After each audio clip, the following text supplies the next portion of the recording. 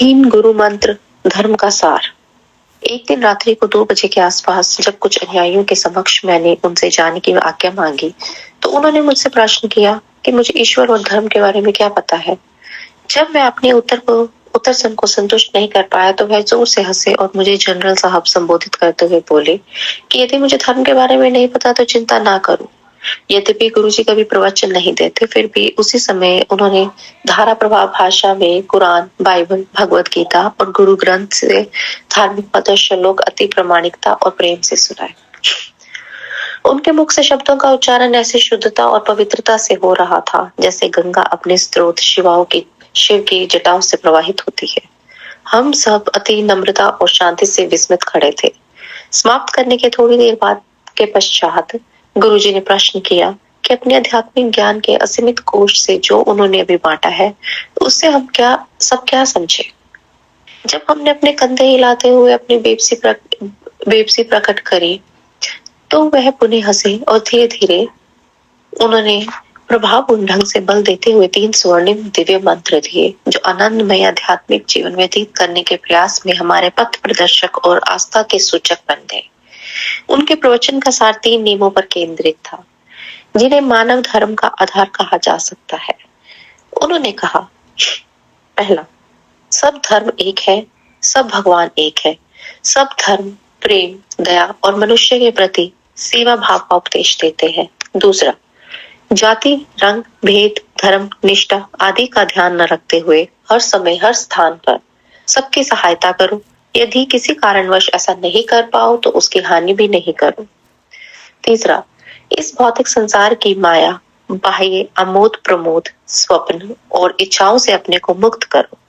प्रतिदिन अपने व्यस्त कार्यक्रम में से थोड़ा सा समय निकाल कर समाधि में बैठकर जीवन में निपुणता प्राप्त करने के लिए और आध्यात्मिक मार्ग पर अग्रसर होने के लिए ध्यान करो। सारांश में उन्होंने सुझाव दिया कि अपना कुछ ध्यान, ऊर्जा और समय उस दिव्य परमात्मा को प्राप्त करने के लिए उसकी ओर केंद्रित करो। उस रात मुझे अपने जीवन का सबसे बड़ा पाठ मिला और मानवता की सेवा ही प्रभु की सेवा है उक्ति में मेरे विश्वास को और बल मिला।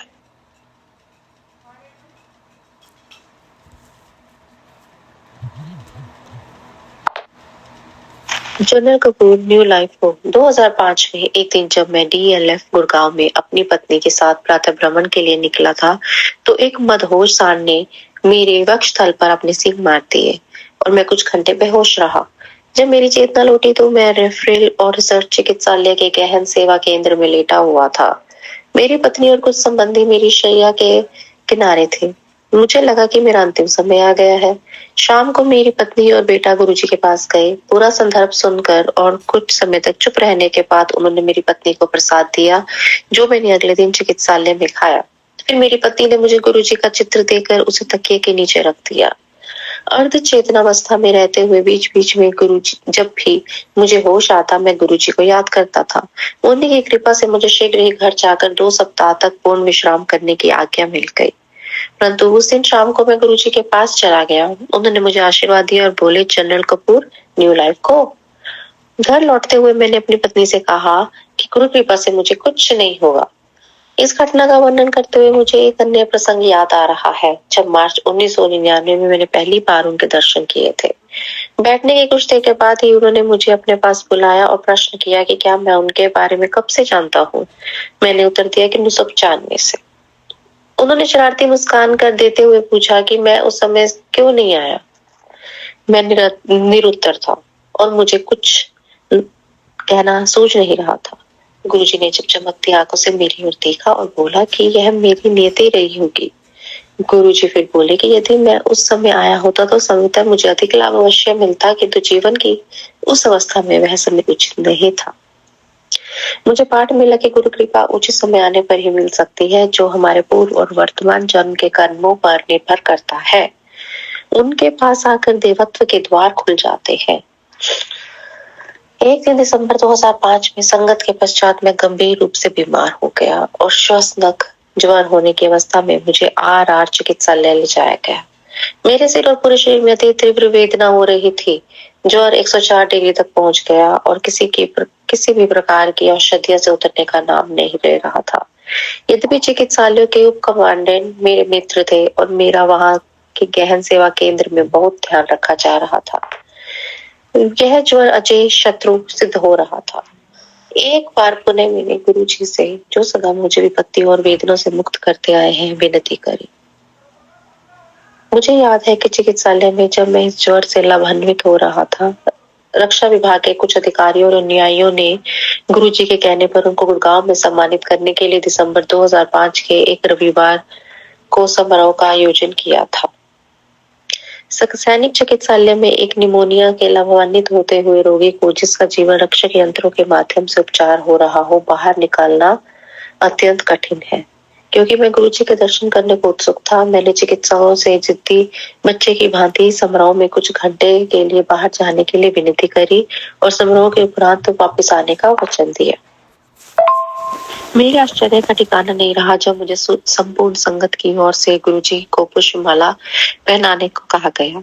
उसके बाद मैं उनके प्रेम में डूब गया और जब गुरुजी ने मुझे अपने गिलास से पानी पीने के लिए नारियल का जल दिया, मैं अपने को संभाल नहीं पाया और मेरी आंखों से अश्रुधारा बह निकली। मैंने उस गिलास को अपने मस्तिष्क से स्पर्श किया और उसका पूरा जल जो गुरुजी पी रहे थे पी गया। मैंने अपनी प्यासी आत्मा की अनंत प्यास बुझा दी। इससे पहले कि मैंने कभी भी उस जल का स्वादिष्ट कुछ नहीं चखा था। मेरे लिए वह उनके अपार स्नेह का अमृत था। सम्मान स्वरूप मैं उनको केवल अपने भाव विहीन मनोभाव का हार भेंट कर सकता था। कहने की आवश्यकता नहीं है कि मैं आशा से कहीं अधिक शीघ्रता से स्वस्थ हुआ और अपने सब कार्य सामान्य रूप से करने लगा। सब चमत्कारों ने सिद्ध कर दिया कि गुरुजी एकमात्र परम सत्य है। वह अपने अनुयायियों से केवल संपूर्ण समर्पण की आशा रखते हैं। संपूर्ण समर्पण का अर्थ है संपूर्ण निवारण और संपूर्ण समर्पण का अर्थ है संपूर्ण निवारण। गुरुजी ने मेरी पुत्रियों पूजा और आरती को भी आशीर्वाद दिया है। उन्होंने मेरी बड़ी बेटी पूजा के लिए एक सुयोग्य वर भी बताया था, जिससे विवाह कर वह सुखपूर्ण जीवन व्यतीत कर रही है। उन्होंने मेरी पत्नी को अमेरिका घूम कर आने को कहा, यद्यपि वह उस समय मात्र स्वप्न था। हमने कहा कि आरती तो खाना में है, किंतु उन्होंने जोर डाला कि हम अमेरिका यात्रा पर जाएं। कुछ दिनों में आरती ने फोन पर बताया कि वह गर्भावस्था में है और वह सब शीघ्र ही न्यूयॉर्क जा रहे हैं। वहां उसके पति को एक नया काम मिल गया है। बिना किसी हिचकिचाहट के मैंने उनको वहां जाने को कहा और उन्होंने यह भी बताया कि उसकी माँ समय पर वहां आ जाएगी। गुरुजी के आशीर्वाद से हम 3 बार अमेरिका गए और वहां पर अत्यंत मनोरम समय व्यतीत किया। अपनी पहली अमेरिका यात्रा पर अकस्मात मेरी पत्नी को मधुमेह के कारण चिकित्सालय में प्रविष्ट कराना पड़ा था। मैंने अपनी पत्नी को शीघ्र स्वस्थ करने के लिए गुरुजी से विनती की। मेरी बात सुनकर उन्होंने मुस्कुराकर मुझे चिंता मुक्त होने को कहा और यह भी बताया कि वह शीघ्र घर आ जाएगी। उनकी दया से 2 दिन के पश्चात ही वह घर आ गई।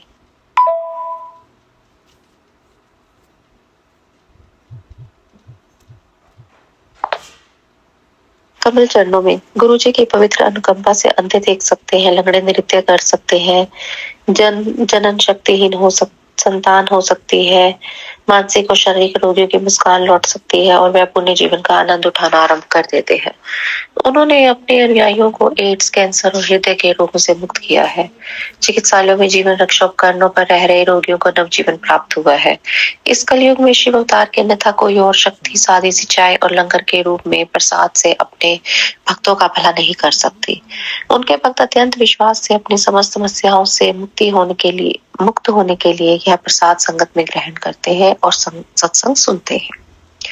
मेरे जैसे सैनिक के लिए पीड़ित, विकलांग, जरूरतमंद, वंचित और योग्य परंतु अक्षम, विलक्षण किंतु भयभीत की सहायता का ब्रह्मास्त्र उनको गुरुजी के मंदिर का द्वार दिखाना है। निवारण के निर्मल, स्वच्छ और दिव्य आशीर्वाद के तरंगे गुरुजी के कमल चरणों से परम शांति के अथाह सागर, धीरता, आनंद और ज्ञान के दीपक की नदी का रूप लेकर प्रवाहित होती है। हमारे सुकर्म और अनदेखे भविष्य के कारण हम आदरणीय गुरुजी की पवित्र अनुकंपा प्राप्त कर सकते हैं। या तो आप अपने आप को प्रेम के आनंद में सागर में डुबो सकते हैं अथवा अपने पिछले और इस जन्म के कर्मों के आधार पर गुरु कृपा से मोक्ष प्राप्त कर सकते हैं। केवल पूर्ण आत्म समर्पण करने मात्र से इस विशाल सागर में डुबकी लगाकर प्रत्येक जन्म में गुरुजी की छत्र छाया का अनुभव कर सकते हैं। आज मेरा पूरा संसार गुरु जी के इर्द गिर्द घूमता है, जो न केवल परमात्मा है, वे तो मोक्ष प्राप्ति के मार्ग में समस्त बाधाओं को दूर करने वाले अभिभावक हैं। मेरे जैसे नश्वर के लिए उनकी स्फूर्तिदायक सुगंध और उनकी उपस्थिति प्रेरणा के स्रोत है। पूजनीय गुरु जी सर्वशक्तिशाली, सर्वज्ञाता, सर्वत्र विद्यमान है। उन्हें अपने सब भक्तों के भूत, वर्तमान और भविष्य का ज्ञान है। वह परमात्मा की भांति अपने समस्त अनुयायियों की धार्मिक उन्नति और दिव्य आनंद की प्राप्ति में सहायता करते हैं। उनके चमत्कार उन्हीं के लिए होते हैं और उसमें विश्वास करते हैं। भवसागर पार करने के लिए अच्छे कर्मों से स्फुटित होती हुई सकारात्मक किरणें और सादर गुरु जी में अविचल आस्था बनाए रखने की आवश्यकता है। सबसे अधिक महत्वपूर्ण है मेरे जैसे सैनिक और योद्धा बनने का अविरल प्रयास, जो निर्वाण के अनजान क्षेत्रों से होकर जाते हुए कठिन मार्ग पर आ रही समस्त बाधाओं का सामना करने का साहस थे। अत्यंत नम्रता से मैं परम पूजनीय आदरणीय गुरु जी के कमल चरणों में नमन और उनका अभिवादन करता हूँ। लेफ्टिनेंट जनरल सेवानिवृत्त चंद्र कैलाश कपूर, PVSMAVSM गुरगांव।